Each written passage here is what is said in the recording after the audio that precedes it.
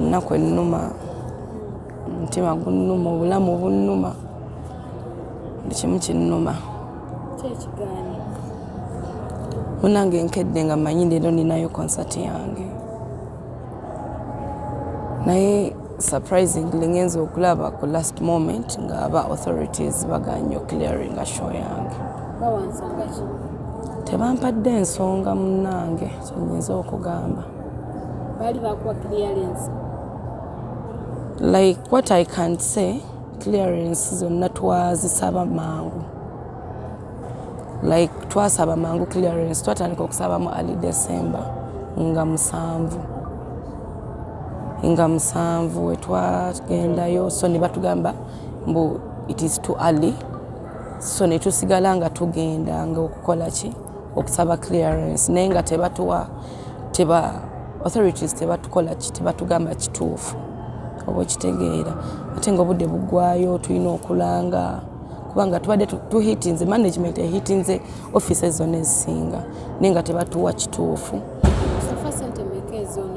just not to lose in the millions and millions of money katusokola be set up screens rehearsals stage obulango like mentions byonna nga obadde obimanyi show eyina okubeera venue oba okitegeera just no to lose in the sente empitirivu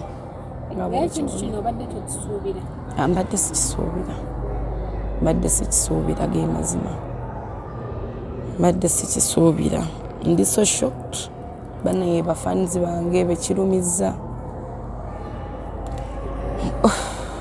munsaasire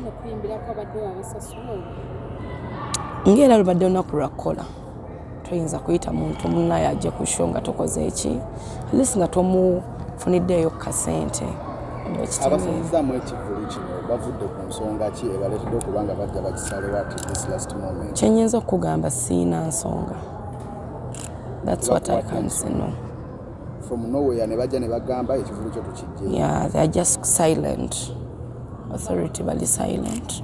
Have you tried to inquire and they didn't get back to you? Yes, for 2 good months. Paka today. Na twalayo okusaba ng'ennaku z'omwezi 7 December. Okusaba kumakutwala. Twakutwala nga gye mulina okutwala amabaluwa gye mulina ofunira. Nagulu katwewa. Like gy'omanyi gye balina otwala yonna bonna bagendayo. Bonna teyina office gye batarichinze. Naye nga bali silent. That's what I can say. So era nkedde n'empostinga nga ngamba bannaye finally today is that day. Ate wayiseewo eddakiika ndowooza nga nina okubagamba nti bannange authorities bakoze eki bakansolinze concert. Expenses zino z'otaddemu osuubira zigenda kuba zitya because I expect zigenda kukosa you financially. Just know a lot. Zilonzi, you know, a lot. Oyogeddeko ne bannannyini kizimbe abakukkiriza okubanga okolera wano ne bakuwa ku nsonga because nkakasa security organ erina okubanga yabatuukidde. Nabo balinga nze bambi nga olaba nze era nawo we bali ne management yange nayo nga olaba nze wendi nabo bali mu kiyongobero bali they are shocked. That's what I can say. Bali shocked nnyo. Just know we've lost sente empitirivu nnyo. Bayi mukyadde basubirwa leero. Mbaddeyo ne Fikfa Maika, mbaddeyo ne Jostede, mbaddeyo ne Maulana Drain, mbaddeyo ne Gravity, mbaddeyo ne Fikfa Maika, Jostede, Maulana Drain, mbadde ne B2C. Bayimbi bangi, batomdi, bamuchuza, like a lot. Bayimbi bangi nnyo, Dramatic, abana batandika abo. Hitman Adoki, Bafaino, Fixon, Chamike bana bangi bambi. Mugezako kutuukako mu office gye mwafuna clearance okubagamba nti kati kyeki. Ya manager agenzeeyo leero ku makya ne bamugamba it will not happen. Tetugenda kubeera n'esho. Nga tebabawulira before. Tebatubulirawo. Just know like manager wange, management yange yali tegese kubivulu. So teyinza kukola kintu kitali mu mateeka. twanga era wenkugambye basubmitinga ng'ennaku z'omwezi 7 December paka kati nga tebabawa kituufu. We've tried, my management banaye trying, just no a trying, but two trying naye tebatuwadde kituufu paka ku nnaku lwa leero. Kiki ekiddako akonsati bayiggyeyo then kiki ekiddako nga kuvirani? Tubadde twagala tutule ne management tulabe oba tuyinza ogiteeka mu dates ennyangu oba like ali nga mu March. Is it March? Mu March awo tulabe Mukama ky'anaatusobozesa okukola. Olowooza issue eremeseza Ekivvulu kino si eri eyali ya 31st? Simanyi nnyo mukwano, simanyi nnyo sobola gamba nti eyo. I think kati management ekola ki eyinza okuba nga yo bamanyi naye nga simanyi mukwano kyenyinza okugamba simanyi butuufu simanyi naye nga banaye bafanizi bange munsaasire munsabire twesabire ffenna. I'm so broken.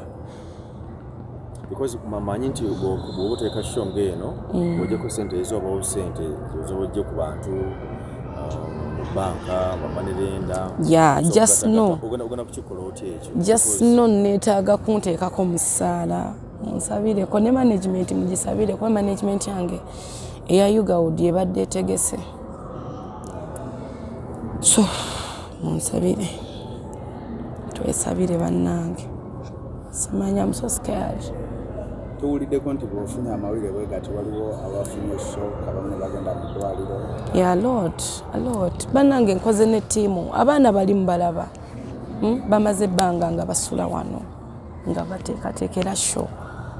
Okitegeera ba backups abaana bakuba instruments abakansolinga show zaabwe like leero naku lwakukola omwana n'akansolinga zigigi zalina okubeera nazo oba okitegeera like simanyi nakumanya aba screen balinza okusasula ab'emizindalo jjajja alinza omusasula oba okitegeera like ebintu bingi bamikwano bingi nnyo.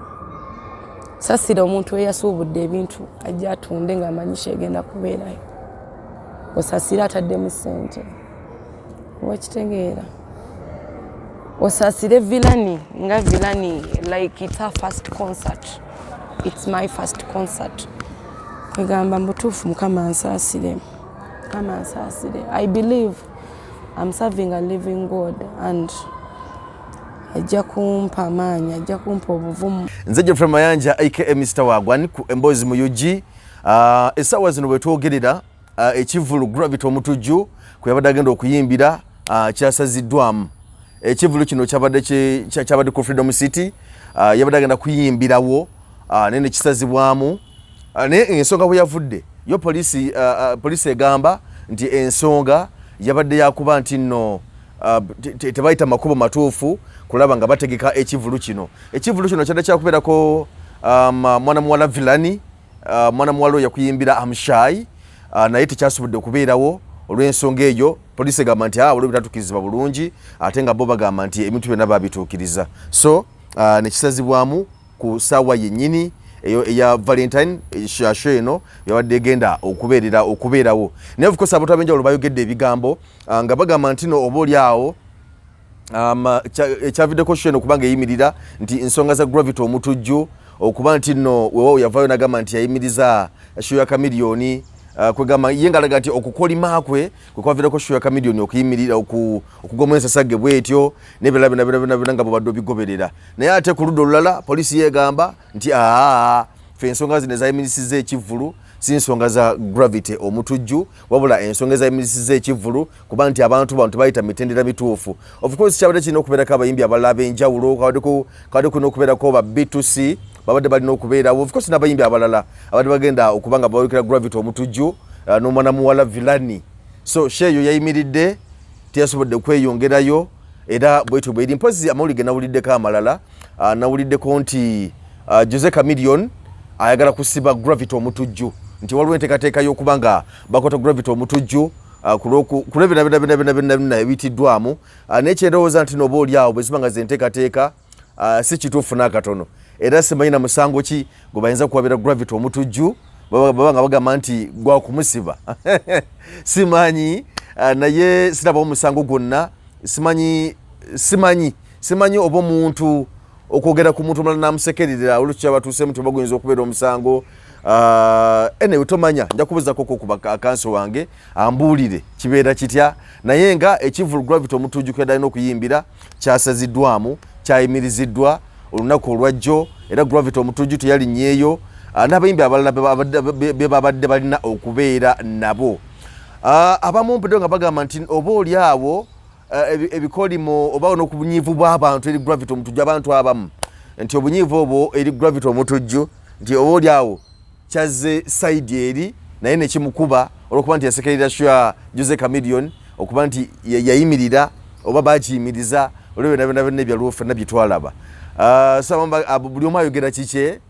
kubanga toyinza gamba nti nno nti show kunaku lwennyini luyasaziddwamu because nga te process egyegobebwako bagamba nti bafuna clearance bwe bamala okugifuna buli kimu kyonna ne bakikola naye ate kunaku lwajja ate ab'ebyokwerinda abalala nibajja nagaa nti temafuna clearance n'olwekyo ekivvulu kino tekigenda kubeerawo mpozi kyenjagala okwogerako kyekya poliisi poliisi mulwawo nnyo kiriyalinga pamits z'abantu ez'ebivvulu mulwawo nnyo abantu bajja nga obudde bukyali ne bateekayo kusaba kwabwe gye muli bagenda enaggulu oluva enaggulu ne bagamba genda mu kitundu kya poliisi kati katugeze nti bwewa sho gitekedde kalenda emakindye bwogenda enaggulu bamala okuwa ebbaluwa nga tebakusindika ku poliisi y'ekatwe kati obuzibu buli ku poliisi y'ekatwe awo tenga nenaggulu naye oba waluddeyo kati bwojja ku poliisi y'ekatwe ate nawo n'olwawo n'obeeraawo bintu byakwetooloola okitegeera so kyendowooza nti nno abantu mbakiryalinge mangu muleme kulwisa bantu bw'oba mwetaaga ssente abantu bagenda tutaaga ssente bweziti mubakiryalinge mangu omuntu abeere ku sure deal nti ekivvulu kigenda kubeerawo ali n'ekirala nti abasirikale mmwe okulya kwammwe nti kuleme kulemesa bivvulu bizinesi z'abantu kutambula nti bwe mbaze ne ndaba afande A oba ne ndaba afande B lwaki gwe saalaba olwokuba tewafuna ssente ate ojja okulemesa ekivvulu kyange so abasirikale mulekera okukola kifiiriza ab'ebyokwerinda mulekera okukola kifiiriza mu bizinesi z'abantu bannanga abantu bafiirwa kati abantu bafiiriddwa ssente gyo ku Freedom City olw'ekivvulu gamba nti nekivvulu kiyimiriziddwa ninga abantu bataddemu ssente mubeera nga mubawulya balanga abantu biseera bisinga abantu ekivvulu akirangira emyezi ng'esatu kyogamba muba temukiwulya nti waliwo ekivvulu kigenda okubeera wali tebana batereeza nsonga katugende tulabe ki ekibadde ng'ab'ebyokwerinda ng'abakulembeze ng'abantu abalina obuvunaanyizibwa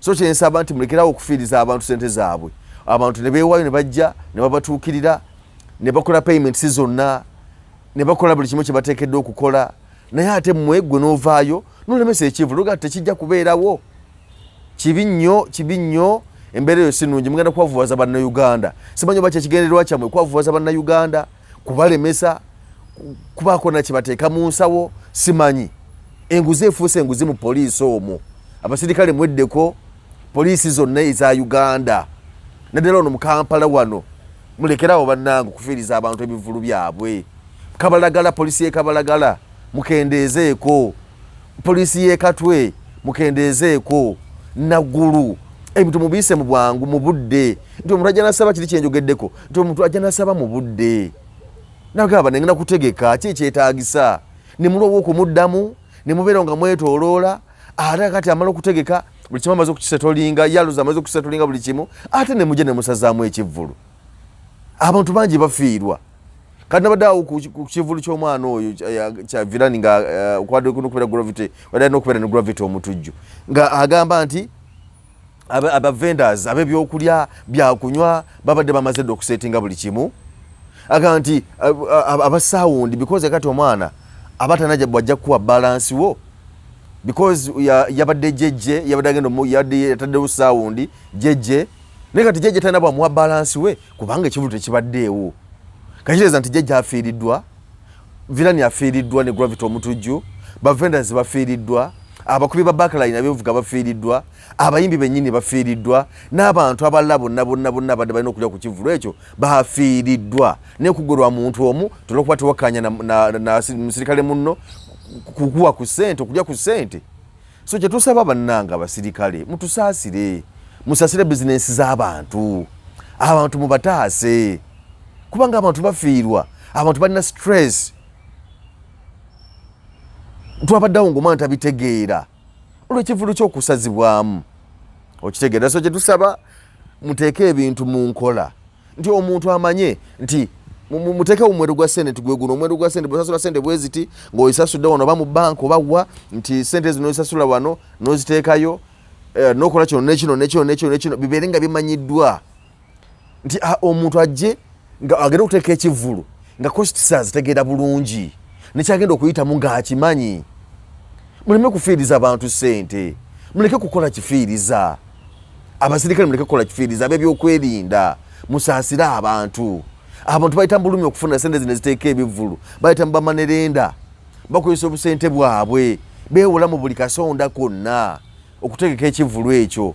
Omuntu akwata miliyoni nga 50, miliyoni 100, miliyoni 2 okutegeka ekivvulu. Ni gwe nojja n'osaza mu busaza bw'oti nga weefula wakabi olw'okuba olina obuyinja 3 wano. Guno gamba nti tekijja kubeerawo oba ki n'osimba nakakongo. Lwaki mutuusa abantu ku ekyo? Lwaki mwagala okuwavuza bannayuganda? So tweddeko ab'ebyokwerinda muli bantu n'abantu bana bateeka ebivvulu nabo bantu. Poliisi mukolera poliisi, abapoliisi mukolera ffe bantu. Nego bolaga nti ate gwega tukusinze. Si ebejja okuba enkola. So njagala okwebaza ab'ebyokwerinda abasirikale abakola obulungi ennyo. Njagala okwebaza omukulu afande muleterwa sebo bali nnyo okukola bulungi mirimu gyo, webali kukwasaganya nsonga. Omukulu Kasinje sebo wawummula naye naawe webali nnyo kuba nti emirimu gyo gikwasaganya bulungi nnyo gw'omu ku basajja abakola ebulungi emirimu gyo. Waliwo DPC yali ow'Ekabalagala erinnya Ikarugire DPC oyo naye si musajja mubi wadde ntu ate olwo bano banne bano batwala bano babuyinjayinja bano abawanzi bano basinga okwefuula ekizibu ennyo. Naye nga nsaba buli omu akole kyateekeddwa okukola. Sigamba nti abasirikale bonna babya, mubali abasirikale abalungi abakola obulungi emirimu gyabwe abali professional. Naye ate abo abakola obubi mumutattanye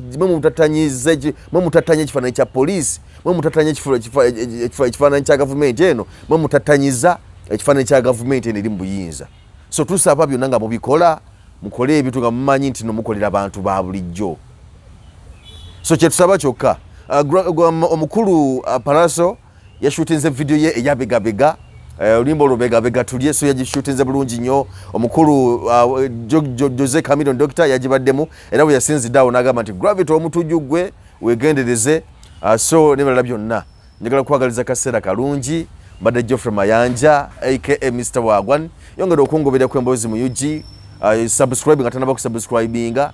Beera ng'otugoberera buli mboozi zonna ezijja obeere ng'ozifuna bulungi. Banafu aba Phaeton Fashion Store bateekamu ebikumba bino. So kyakabi nnyo genda ofune engoye ezakabi. Bali ku DK Plaza bw'ova nga wakava ku Mubaraka otandise okubirikirira ensambya Makindi, otandise okubirikirira ensambya otambula ku Atini nga tunama ku Kamukiko wakati kati awo ekizimbe bakita DK Plaza. So tuka ufune engoye ezakabi weziri bajja kwaniza bulungi nnyo buli kika kya lugoye weekiri awo. Jeeni, t-shirts, masaati, soda pants byonna babirina engate zakabi ate nga n'engoye z'abakyala nazo weziri side awo. So nkwagaliza birungi byerere. Geoffrey Mayanja aka Mr. Wagwan gemanya gange nkwagaliza kaseera akalungi.